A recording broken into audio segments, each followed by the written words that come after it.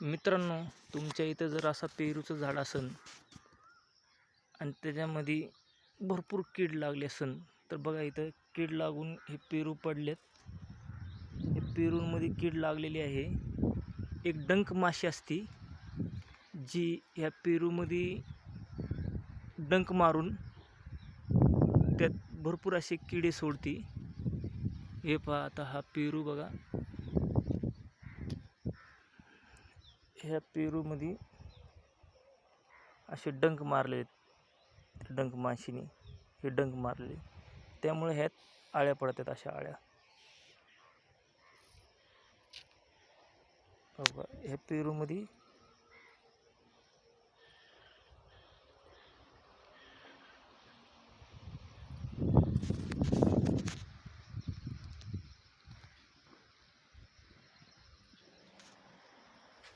पेरूमध्ये आळ्या पडतात. अशा दिसली की ही आळी पेरूमध्ये पडते, अशी ती डंक माशी करते. तर हे पाय सगळे पेरू सगळे किडून सगळे खराब झाले पेरू.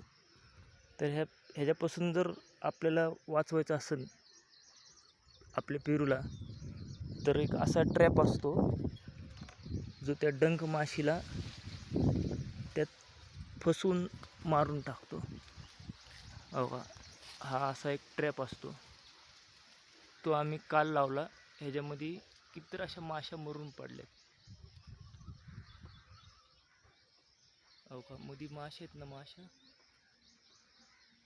मध्ये माशा मरून पडल्यात. असा एक ट्रॅप भेटतो दुकानात, तो घेऊन येऊन तुम्ही असं बसवा,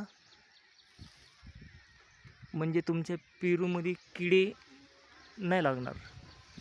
ही अशी एक माशी आहे.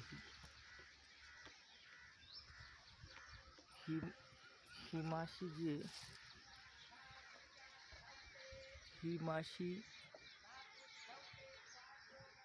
ही माशी तुमच्या पेरूला पूर्णपणे किडून, बघा किती पेरू किडलेत, खाली पडलेत. सगळे पेरू किडून खराब झालेत, कीड लागली त्याला.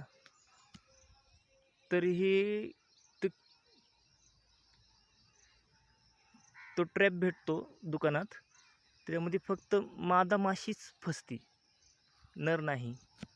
असा ट्रॅप घेऊन या, म्हणजे तुमचे पेरू किडणार नाहीत. हे पहा किती पेरू किडून पडलेत सगळे खाली. तर पेरूला कीड नाही लागणार असा तुम्ही ट्रॅप घेऊन या.